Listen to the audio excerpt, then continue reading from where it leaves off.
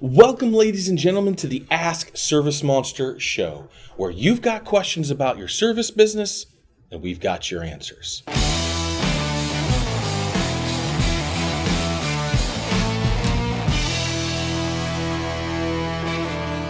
Today's question comes from Dan. He wants to know a little bit more about business networking groups. I know Damon on the Very Low Moisture group posted a similar poll asking, do you get jobs from business network groups? So we're going to break that down here and talk about some of the network groups that you can be involved in and a little bit about how they set things up. So just a couple points of clarification real quick. A lot of people throw around business networking and BNI as if it's interchangeable and the same thing. BNI is actually an organization, Business Networking International, and it was one of the very first type of organizations, but it's a franchise.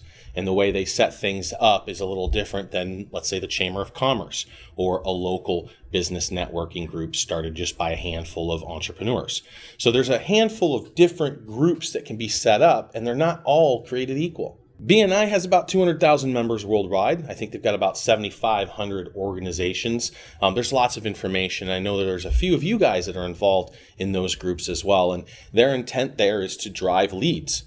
At the end of the day, that's the intent of the organization, both to you and other members and visitors that come to the BNI group. The Chamber of Commerce is a lobby association, so a little different, and it argues on behalf typically of the Republican establishment. But as a general group, the Chamber of Commerce is a place where new businesses can go and get general advice and talk about the market and different ways to approach things. And they'll get them in contact with other businesses like accounting and some basic services that the new business might need. There's also a handful of local, unique kind of group of people, entrepreneurs or business owners that can get together that started up on their own. And I've seen this work a handful of times. It usually lasts a short period of time while the driving member or parties leave the group. Once they leave, then kind of everything falls apart. It reminds me a lot of an association in that there's elected officials sometimes, and the way the whole thing's put together, it's a very much a community effort.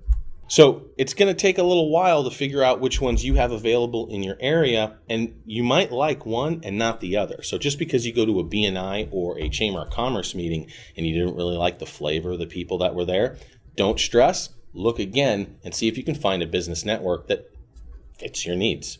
Okay, so how do you make it work? How do you actually get more business out of business network group? So the easy answer here is just spend more time doing it. That's the first one.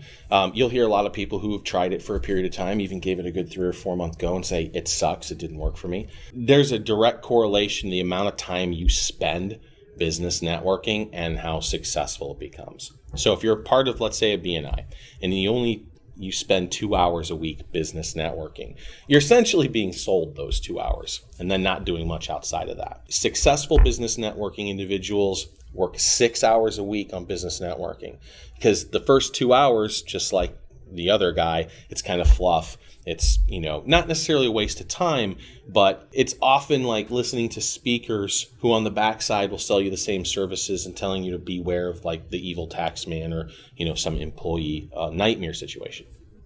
I get that. But the real profit comes in knowing all the people in the network, not necessarily just sitting in a class and listening to a lecture from a local service provider. Occasionally that should be you, by the way, but we'll get to that in a second. Networking is really about establishing those long-term, long-game relationships with other individuals, influencers, and providers, business entrepreneurs in your area. And once you establish that and you establish some credibility with a service that you provide, they will then start to trickle you work. It's just like clockwork, but it takes a long time. This is not a short game. It's not like you're rolling up to the chick at the bar and trying to close the deal on the handshake. It's not the way you do it. And I see way too many people doing it like that. They'll walk into a network event, they'll meander around, they'll talk to somebody and say, hey, this is what I do. Can you give me business? Like, you have to establish some credibility first. Get to know them and what they do. Do they have a lead pipeline that would even suit you, right? When I went to go see Gary Vaynerchuk, this is a good example.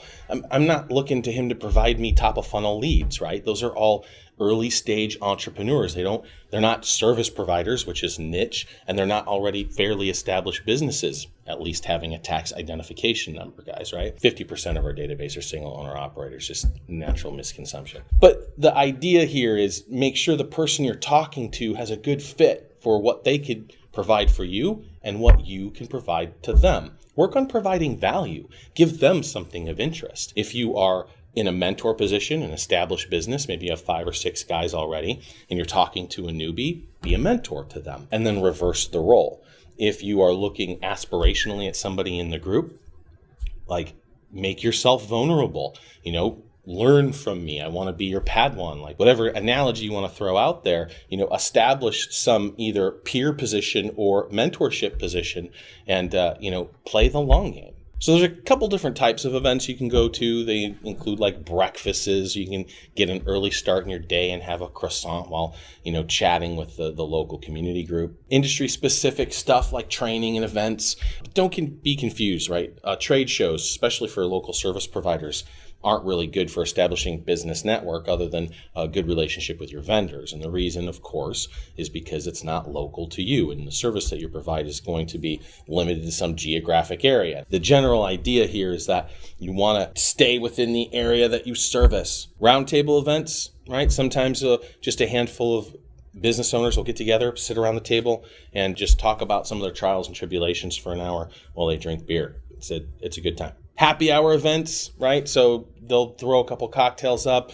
You'll come in and it's pretty much a stand up and wander around. Don't be a wallflower in this kind of situation. And don't come with somebody, or at least don't come and hang out with the person that you came with. And then, of course, Facebook and LinkedIn groups, Meetup as well. Those are all places that you can network, but I want to focus on being able to land jobs from a local provider. So those kinds of organizations, unless you're physically meeting in your area, don't worry about those for this particular topic. So again, when you're at an event and you're networking, don't just jump right into the sale. I wouldn't even do it the first time you meet anybody. Be mysterious, be Bond. Like let your expertise and what you do and where you're at trickle out over time. Let it happen over 4 or 5 or 6 meetings, and then start to, once you're established and you have a little bit of credibility, then start to establish, hey, I've got an idea. Maybe we can work together and exchange some leads, or figure out a way to provide value for them in order for them to open up their pipeline, whatever that might be. And don't jump into a resume. Like, don't just shake your hand. Hi, I'm so-and-so from so-and-so, and I've been to, and here's my entire life story and everything I got. Like, very off-putting, right? Let your business speak for itself over time. Now, this is much easier if you're a bigger organization. The owner, founder, CEO has more time to be able to spend actually doing these networking in the time that it needs, that's 6 hours a week. And if you're cut of a sales cloth, this is going to be very simple and easy for you, very natural progression. Also, having a bigger organization, playing that long game over 3 or 4 or 5 or 6 meetings, and then letting your business acumen and all of the different things that you've done and how many employees that you have trickle out over those few meetings, that's pretty impressive. And for smaller operations, like I said, look for the mentors. Look for the people that you can aid you in the business. People are there because they want to associate with other people. And you will often find that the guys that have been around for a while love mentoring other small business up-and-comers. I'm guilty of this myself. So if someone can stroke the ego a little bit and say, hey, I'm just starting out, I'm just new, I would like your opinion on some ideas that I have. More often than not, they're going to say, hey, let's sit down and have a chat.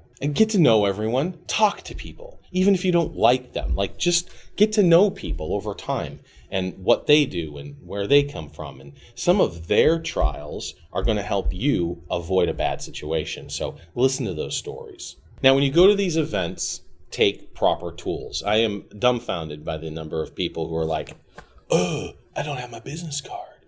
Like, really? You came to a networking event to network. Like, you should at least have a business card, something that you can, maybe tap phones or whatever. I don't know what the modern kids are using these days, but take a business card with you. So here's something new. When you go to these network events, you often pick up that little sticker. My name is Bob. Hi, Bob. What about getting your own nameplate? Or having something printed and wearing maybe a placard, right, that has your, maybe not a business card, maybe something a little more flashy, talks about who you are, your name, your company, some basic contact information. Maybe that's where you put your business card. Like, you can get really geeky, carpet protector and the pens and the whole nine, but coming there with something that's more than just my name is Bob helps to establish, whoa, this guy's a little serious about doing business networking. And that's what you want. Like, you don't want the dudes that are just here to hang out and drink beer and not actually talk about business. You're there to do business. At the end of the day, you're there to provide value so that you can pull in leads. And then, very important, follow up. Do what you say you're going to do. If you shake somebody's hand and say, hey, you know what, let's do lunch next week, freaking call them and do lunch next week. Like, for real. Don't let things get in the way and it pass you by. Make it important to you so that you are important to them. Okay, guys, just wrapping up. If you want it to work, you've got to put in the time. You've got to be visible. You got to hit that 5 or 6 hours a week. Don't be transactional. This is a long game thing. Just go out there repeatedly in long periods of time, and eventually, after some credibility has been established, you'll start to pull in leads. And don't forget about bringing the right tools and having the right follow-up. Until next time, guys, subscribe to our YouTube channel, go check out the demo, and give us a call.